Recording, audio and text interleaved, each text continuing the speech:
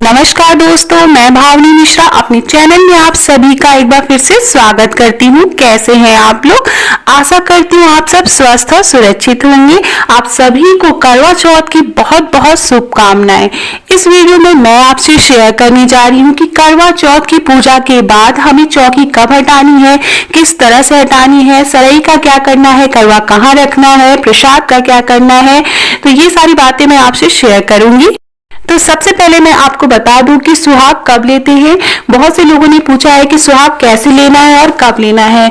तो पूजा के समय हम चौथ माता को सिंदूर चढ़ाते हैं। आप माता पार्वती की फोटो होती है, उनको सिंदूर चढ़ाते हैं। तो 7 बार सिंदूर चढ़ाना होता है। उसके बाद 7 बार अपने माथे पर लगाना होता है वहां से।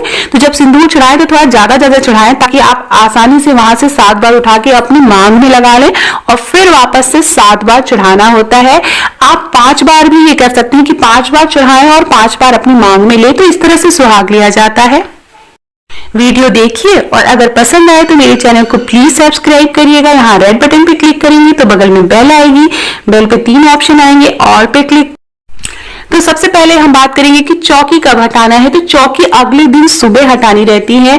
जो माँ की पूजा आपने की थी चौथ माता की, तो एक एक करके सारा सामान हटाएंगे। जैसे कि जो फल फूल आपने चढ़ा के रखा है वो प्रसाद हटाएंगे और घर के सभी सदस्यों को आप प्रसाद बांटेंगे। पहले अपने पति को खिलाएंगे, उसके बाद बच्चों को, बड़े बुजुर्गों को। और जो कलश के ऊपर जो चावल रखा था, इस चावल को आप सारे तीनों कलश के ऊपर चावल रखा था तो उसको हम एक जगह इकट्ठा कर लेंगे और उसे आप चिड़ियों को डाल सकते हैं या फिर जो पंडित जी को दान देते हैं उसमें आप इसको रख सकते हैं। नारियल भी आप पंडित जी को दान दे दें। बहुत से लोग नारियल को तोड़ के खाते भी हैं प्रसाद के रूप में। तो दोनों ऑप्शन है, आप प्रसाद के रूप में खा भी सकते हैं या पंडित जी को आप दान दे सकते हैं। उसके बाद जब भी आप चौकी हटाए तो आप उसमें जो भी आपने श्रृंगार का सामान रखा है उसमें से श्रृंगार का सामान प्रसाद के रूप में जरूर लें। जैसे कि बिंदी आपने चढ़ाई है तो बिंदी के पत्ते में से एक बिंदी आप जरूर माथे पे लगा लें। आपने चूड़ी चढ़ाई है तो आप 2-2 चूड़ियां अपने हाथों में जरूर पहन ले प्रसाद के रूप में। और जो भी श्रृंगार का सामान आपने चढ़ाया है उसमें से आप प्रसाद के रूप में आप अपने पास भी जैसे सिंदूर है वो रख सकते हैं और बाकी जो सामान है वो किसी सुहागिन महिला को आप दे सकते हैं आप चाहें तो। और जो ये सरई है, देखिए इस तरह की सरई होती है तो बहुत जगह नहीं भी मिल पाती है तो कोई बात नहीं। तो सरई को भी आप किसी साफ सुथरी जगह रखनी है।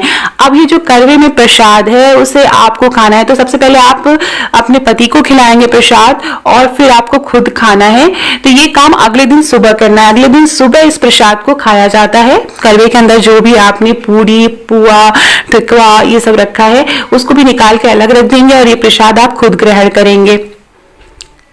उसके बाद ये जो कलश में जल है, एक करवे में जो कलश था वो तो आपने चंद्र भगवान को अर्घ दे दिया होगा, लेकिन ये दूसरा कलश जो कलश स्थापना की थी तो उस कलश को हम तुलसी के पौधे में डाल देंगे या किसी पौधे या क्यारी में साफ सुथरी जगह डाल देंगे। ये जो पान का पत्ता है इसे आप पंडित जी को दान दे सकते हैं या इसको आप विसर्जन कर सकते हैं। तो जो फूल माला आपने चढ़ाई हुई है वो सबको भी एक जगह इकट्ठा कर लेंगे और आप उसको विसर्जित कर देंगे। तो बहुत से लोग गंगा जी या किसी नदी में प्रवाहित कर देते हैं, लेकिन गंगा जी और नदी को साफ सुथरा रखना है तो आप किसी भी साफ सुथरी जगह जहां पर फूल पौधे लगे हों वहां पे एक छोटा गड्ढा खोद के आप फूल माला को आप वहां पे रख सकते हैं। जो भी आपने कपड़ा चढ़ाया है या साड़ी चढ़ाया है वो आप किसी सुहागिन महिला को आप दान दे सकते हैं। जैसे कि लाल रंग का अगर वस्त्र चढ़ाया है तो वो आप पंडित जी को दान दे दीजिए। तो ये जो फूल माला है वो सब हटा लेंगे, इसको भी एक जगह इकट्ठा कर लेंगे, इसको हम विसर्जित करेंगे। जैसा कि मैंने बताया कि कहीं साफ सुथरी जगह, आप फ्लैट में रहते हैं तो नीचे गार्डन में आकर कहीं साफ सुथरी जगह आप छोटा सा गड्ढा करके वहां पे फूल माला को आप विसर्जित कर सकते हैं। जो चौथ माता की फोटो है, बहुत से लोगों ने पूछा है कि क्या हर बार इसी फोटो को हम पूजा कर सकते हैं। तो हाँ, जरूर इसको संभाल के रख दीजिए और आप अगले साल इसी फोटो से पूजा कर सकते हैं। अब ये जो लाल रंग का कपड़ा बिछाया था आप इसको रख सकते हैं। आपको जब भी साफ करके आप इसको धो के अच्छे से रख लीजिए और जब भी आप पूजा की जरूरत पड़े आप वहां पे उसको फिर से बिछा सकते हैं या आप इसको दान भी दे सकते हैं। कपड़ा हटाने के बाद चौकी तो हम एक बार इस तरह से हाथ फेर लेंगे थोड़ा सा पानी लगा के, और हाथ जोड़ के विनती करेंगे कि जो भी देवी देवता, जो भी आप अपने स्थान पर वापस जाएं और हमसे कोई भी भूल चूक हुई हो तो हमें जरूर माफ करें, क्षमा प्रार्थना करेंगे और इस तरह से हाथ जोड़ के चौकी यहाँ से हटाएंगे। तो बहुत से लोगों ने पूछा था कि सरई का क्या करेंगे, तो सरई को आप इस तरह से कहीं गार्डन में साफ सुथरी जगह रख देंगे, कुशा होती है तो वो मिट्टी में विलीन हो जाएगी।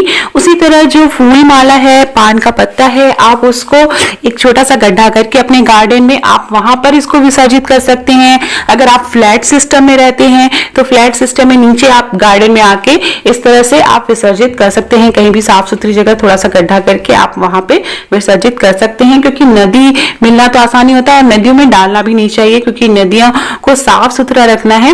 तो आप इस तरह से आप अपने गार्डन में फूल माला विसर्जित कर सकते हैं।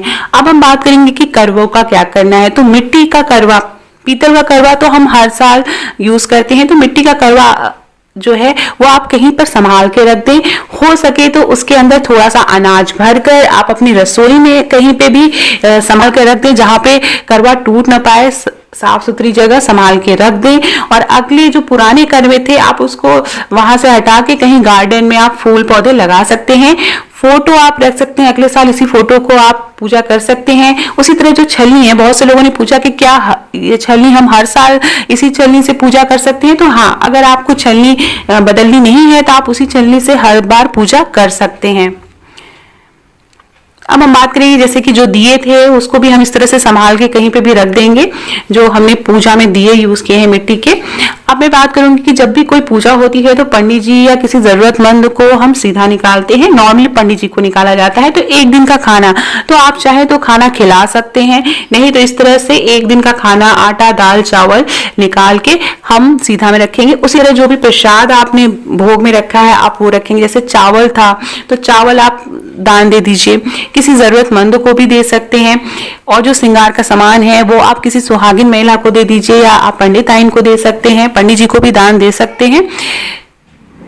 तो जो भी प्रसाद आपने चढ़ाया है उस प्रसाद में से भी आप पंडित जी को दान दीजिए, और घर के सभी सदस्यों को आप प्रसाद जरूर दीजिए। और एक बात मैं हमेशा कहती हूँ, पूजा के बाद बड़ों का आशीर्वाद जरूर लीजिए, क्योंकि बड़ों का आशीर्वाद बहुत मन से लगता है।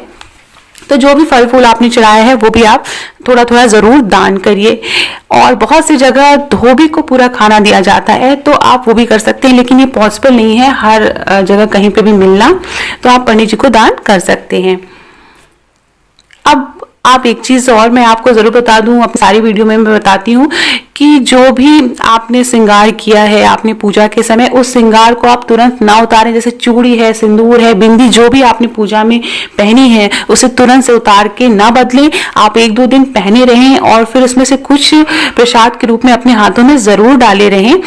और जो भी आपने पूजा की है मन से करें।